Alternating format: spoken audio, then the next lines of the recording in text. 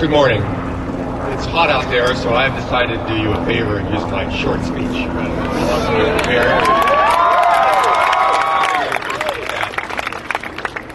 I'm thrilled to finally fulfill my mother's hope, who's not with us anymore, to have a doctor in the family. But the opportunity to speak to you actually means a lot more to me.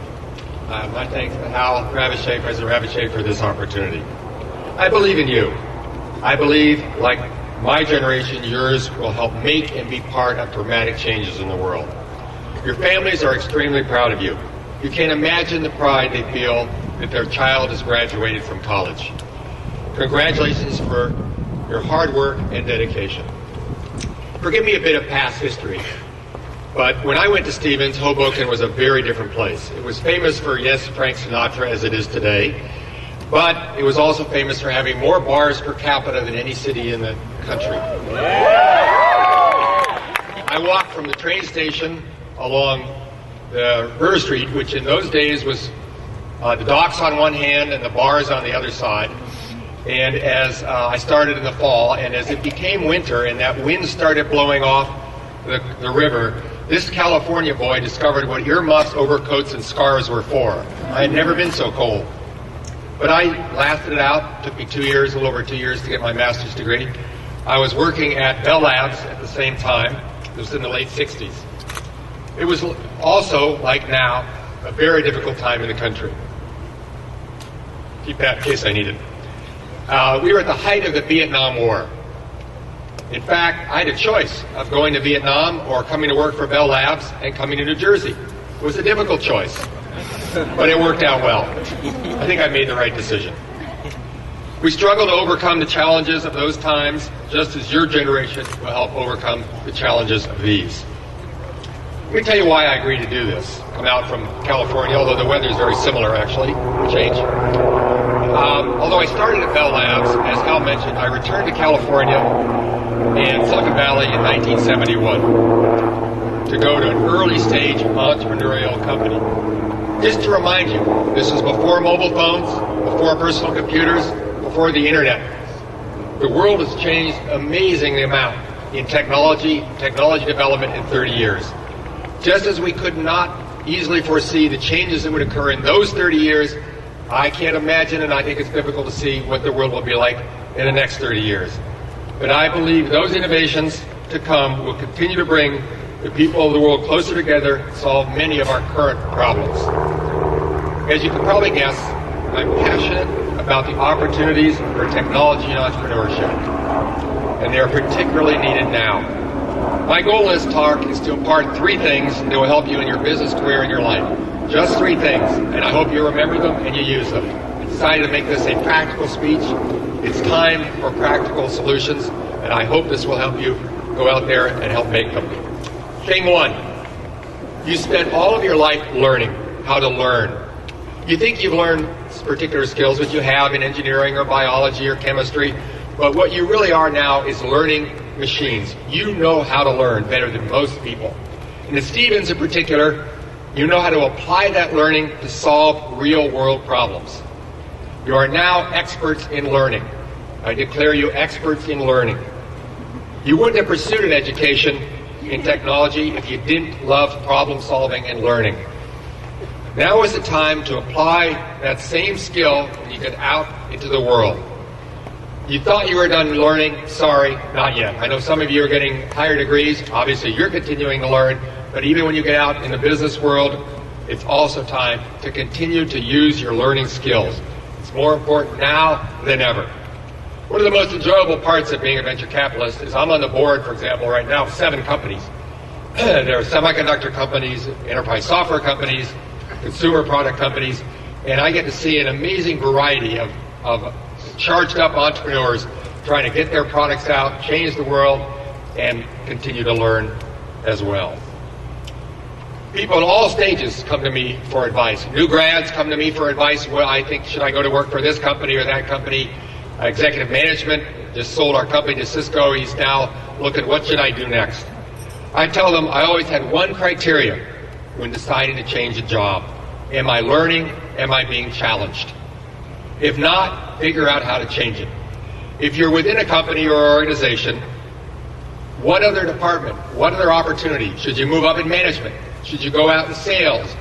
Find a way first to ask the company, can you give me something more challenging? If you get up in the morning, time after time, you're going into work, and you're not challenged, you're not learning, you're not excited, look within the company for something new to do. If you can't find it at that company or that organization, it's time to think about moving on. In a way, you're addicted to learning. And if you don't have that learning opportunity, you're going to get withdrawal. You're not going to be happy. So thing number one, learning and problem solving. Keep doing it. Thing number two, when an entrepreneur comes to me to present his business plan, the most important point I'm looking for is what problem are they solving? Who's the customer and what problem are they solving? We have a saying in the venture capital business, is your product a painkiller or a vitamin? Vitamins are nice to have. Painkillers, if you're in pain, you want a solution now. You want that pain to go away. So if a customer has a pain, they'll pay you money now to get it fixed. Vitamins, well, I could wait a week, I could wait a month, I could wait a year to start taking vitamins. The other advantage of painkillers, and I don't want to carry this analogy too far, is they're usually addictive, which means the customer keeps coming back to buy more. This isn't easy to do, by the way, to judge whether an opportunity we see is a painkiller or a vitamin. Let me use an example you're all familiar with, Facebook. Okay, when it was first launched by Zuckerberg at Harvard, venture capitalists would have looked at that and said, that's a vitamin. Why do we need Facebook? But you've proven, obviously, that it's addictive, so it must be a painkiller. You need to find a way when you're out there to get in front of customers and understand the problems they need solved. If you have a choice, pick the problems that are real pain, not nice to have. Don't go ask a customer, what do you want me to implement? What do you want my product to do? Ask a customer, what problems do you have? What problems do you have now? What problems do you see in the future? Understand their business. Use your learning and problem-solving skills that you've gained to apply your creativity to those situations. As Hal mentioned, I have about a dozen patents.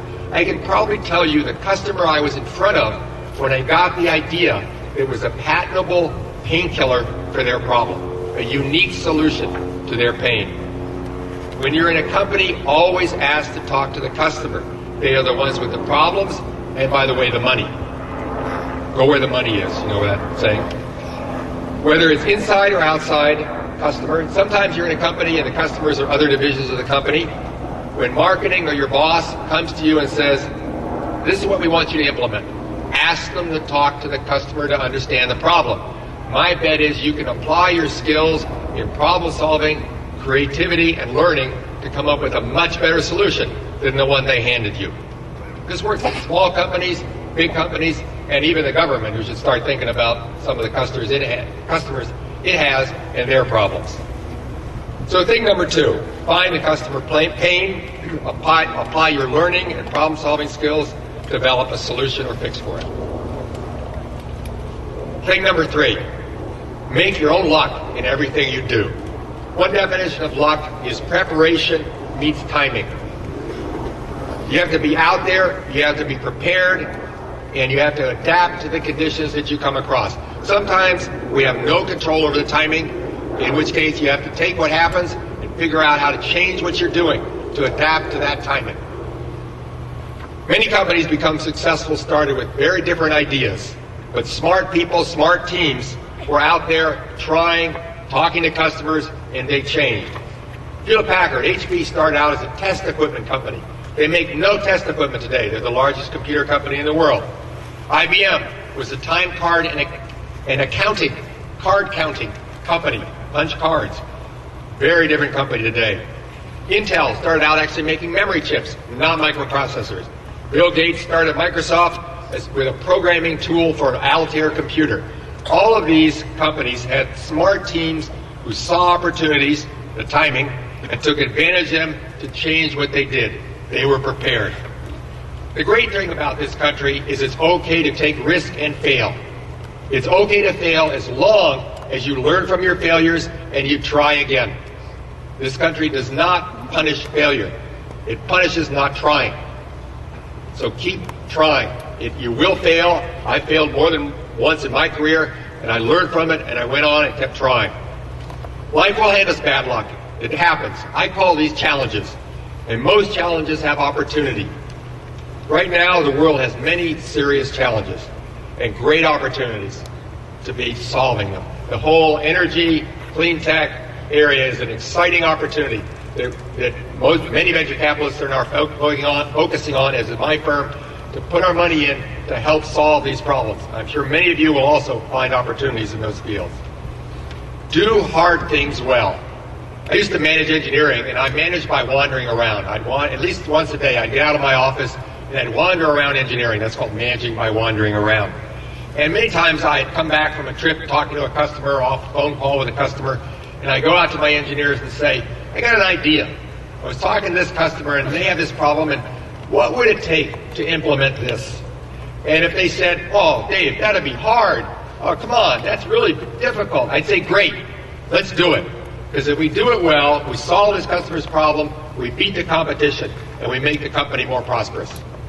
Do hard things well.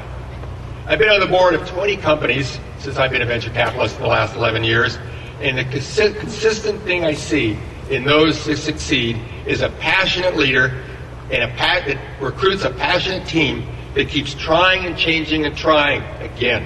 Some people look at them and say, wow, he was lucky. No, he was out there trying, taking risks, failing and trying again, learning from mistakes and trying again. So thing 3, make your own luck by doing hard things well, adapting to the situation that timing brings to you. There was a Business Week column I read recently that said America could lose its crown. It cited a Duke University Pratt School of Engineering, not that they know anything, poll that found half of American adults believe other countries will beat the U.S. to the next big inventions of the 21st century. Don't believe it.